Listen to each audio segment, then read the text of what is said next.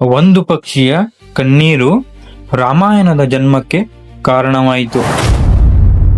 ಒಬ್ಬ ಬೇಟೆಗಾರನ ಬಾಣ, ಒಂದು ಪಕ್ಷಿಯ ಮರಣ, ಒಬ್ಬ ಮಹರ್ಷಿಯ ಕಣ್ಣೀರು, ಇವುಗಳೆಲ್ಲವೂ ಸೇರಿ ಜಗತ್ತಿನ ಶ್ರೇಷ್ಠ ಮಹಾಕಾವ್ಯವಾದ ರಾಮಾಯಣಕ್ಕೆ ಜನ್ಮ ನೀಡಿತು ಎಂದರೆ ನೀವು ನಂಬುತ್ತೀರಾ?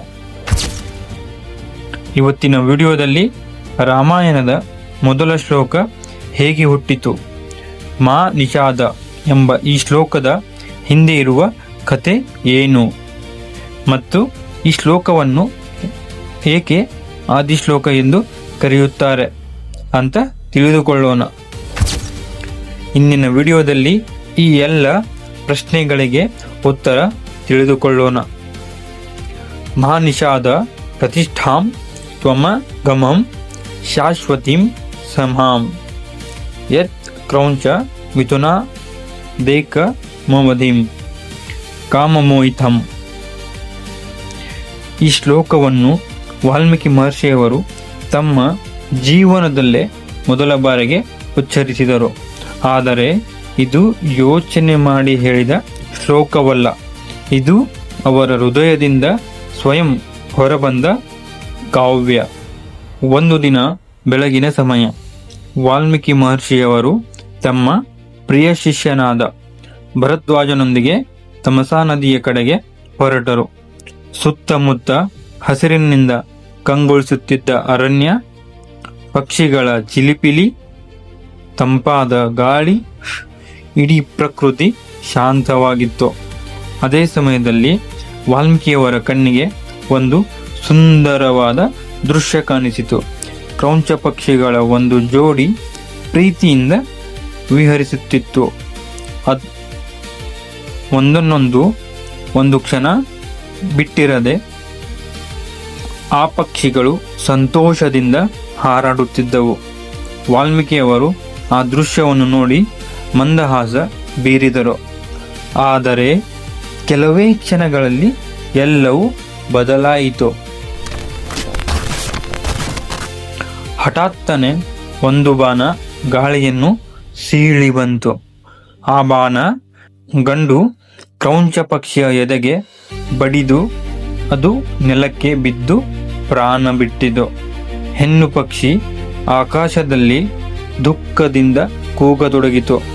ಅದರ ನೋವು ಇಡೀ ಅರಣ್ಯದಲ್ಲಿ ಪ್ರತಿಧ್ವನಿಸಿತು. ಆ ದೃಶ್ಯವನ್ನು ಕಂಡು ವಾಲ್ಮೀಕಿ ಮಹರ್ಷಿಯವರ ಹೃದಯ ಕರಗಿತು. ಅವರ ಕಣ್ಣಲ್ಲಿ ಕರುಣೆ ತುಂಬಿ ಬಂತು. ಆ ದುಃಖದ ಕ್ಷಣದಲ್ಲಿ ಅವರ ಬಾಯಿಂದ ಈ ಮಾತುಗಳು ಹೊರಬಂದವು. ಮಾ ನಿಷಾದ ಪ್ರತಿಷ್ಠಾಂ ಗಮಂ.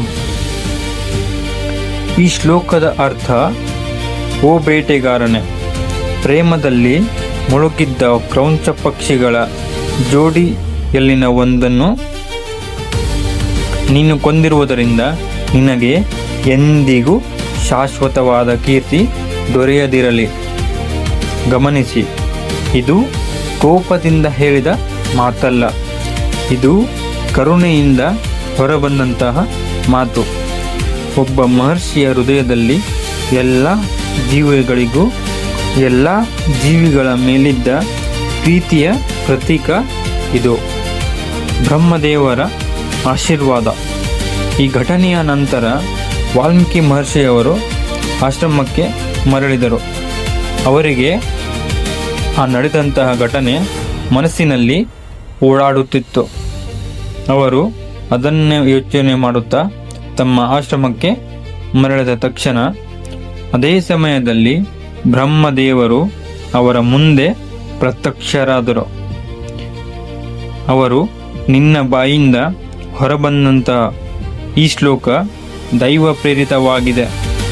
ಇದೇ ಛಂದಸ್ಸಿನಲ್ಲಿ ಶ್ರೀ ರಾಮನ ಜೀವನವನ್ನು ಕಾವ್ಯ ರೂಪದಲ್ಲಿ ಬರೆಯುವೆ ಎಂದು ಆಶೀರ್ವದಿಸಿದರು.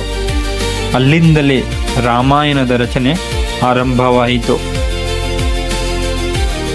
ಒಂದು ಪಕ್ಷಿಯ ನೋವನ್ನು ತನ್ನ ನೋವನ್ನಾಗಿ ಅನುಭವಿಸಿದ ಮಹರ್ಷಿಯೇ ಜಗತ್ತಿಗೆ ರಾಮಾಯಣವನ್ನು ಕೊಟ್ಟರು. ಆದ್ದರಿಂದ ವಾಲ್ಮೀಕಿಯನ್ನು ಆದಿಕವಿ ಎಂದು ಕರೆಯುತ್ತಾರೆ. ಈ ಕತೆ ನಮಗೆ ಒಂದು ಮಹತ್ವದ ಪಾಠವನ್ನು ಕಲಿಸುತ್ತದೆ. ಇತರರ ನೋವನ್ನು ಅರ್ಥ ಮಾಡಿಕೊಳ್ಳುವ ಹೃದಯವೇ ನಿಜವಾದ ಮಹತ್ವ. ಇತರರ ನೋವನ್ನು ಅರ್ಥ ಮಾಡಿಕೊಳ್ಳುವ ಹೃದಯವೇ ನಿಜವಾದ ಒಬ್ಬ ಮನುಷ್ಯನ ಮಹತ್ವ. ಕರುಣೆ ಇರುವ ಮನಸ್ಸೇ ಶ್ರೇಷ್ಠ ಮನಸ್ಸು. ನಿಮಗೆ ಈ ವಿಡಿಯೋ ಇಷ್ಟವಾದರೆ ಲೈಕ್ ಮಾಡಿ, ಕಮೆಂಟ್ ಮಾಡಿ ಮತ್ತು ರಾಮಾಯಣದ ಇಂತಹ ಅಪರೂಪದ ಕಥೆಗಳಿಗಾಗಿ ನಮ್ಮ ಚಾನಲನ್ನು ಸಬ್ಸ್ಕ್ರೈಬ್ ಮಾಡಿ. ಜೈ ಶ್ರೀರಾಮ್, ಜೈ ಶ್ರೀ ವಾಲ್ಮೀಕಿ ಮಹರ್ಷಿ. ಧನ್ಯವಾದಗಳು. ಮತ್ತೆ ಮುಂದಿನ ವಿಡಿಯೋದಲ್ಲಿ ಸಿಗೋಣ.